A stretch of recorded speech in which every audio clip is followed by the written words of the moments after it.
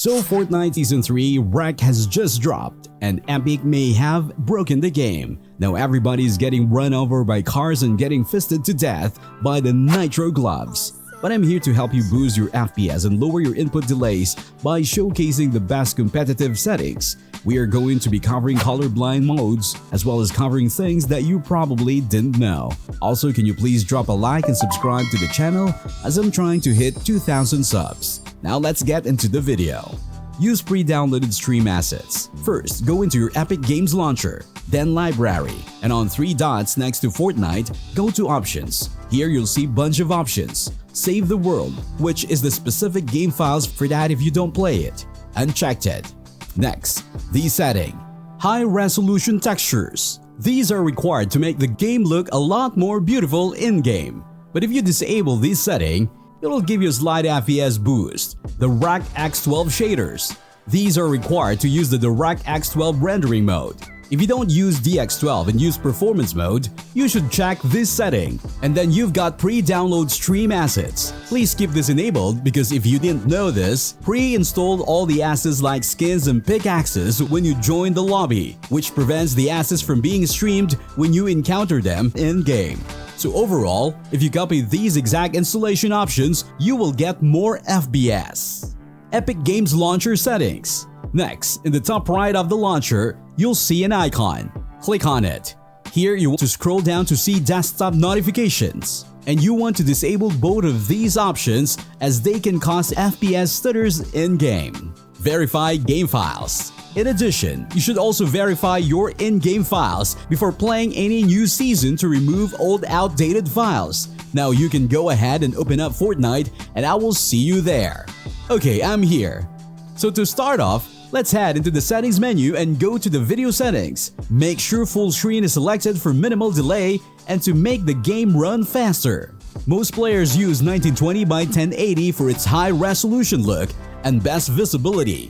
However, you can use a lower resolution or a stretch resolution as you'll get a huge FPS boost.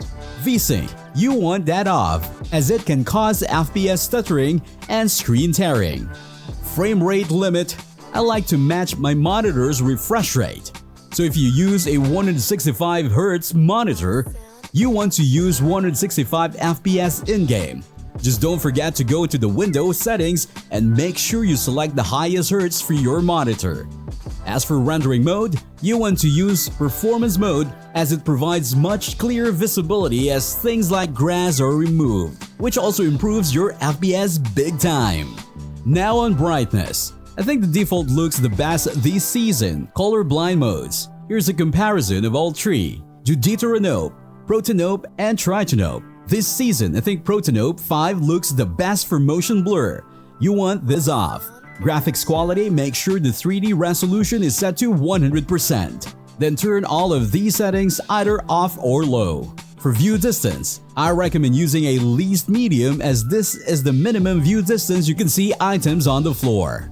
Advanced graphics. I recommend using the NVIDIA Reflex Low Latency setting. You want to have it on. If you've got a high-end PC, you might want to use On Plus Boost. Mouse sensitivity for the X and mouse sensitivity Y.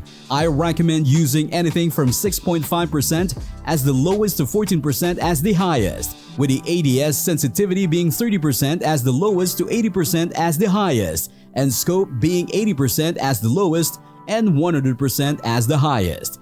Building and editing sense seems to work the best with both being on the default 100% while using a mouse DPI of 800 or 1600 and 1000 mouse hertz. This will help prevent any sort of pixel skipping and occurring which can happen on lower DPIs like 400. Game options. Use double movement. I recommend in using these settings on screen or having it off. In this season's game settings, make sure firstly you're on the right server using your local region as you want the lowest ping possible. Next, extra game options. You want the NVIDIA highlights turned off for more FPS. You also want to turn off peripheral lighting for more FPS as well. For replays and energy saving, I recommend having all of these settings off to get even more FPS, especially the energy saving options at the bottom.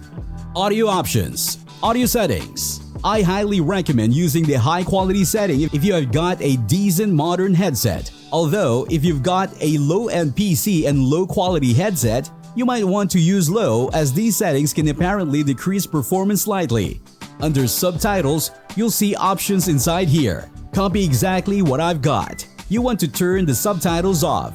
You want to make the text sizes extra small. You want to make the text color white, the text border on 9, and then the background opacity on clear. Also, make sure you're using a visualized sound effects, as it's what every pro is using for a good reason. It's basically a visual sound indicator that points you to different things happening in the game, like footsteps of enemies and stuff like that. For keybinds, you want to set them up to the most optimal. Here are 2 examples you can configure. Set 1. Wall is on mouse button 4. Floor is on V. Stairs is on C. Roof is on left shift. Set 2. Wall is on mouse button 4. Floor is on X. Stairs is on mouse button 5. Roof is on left shift.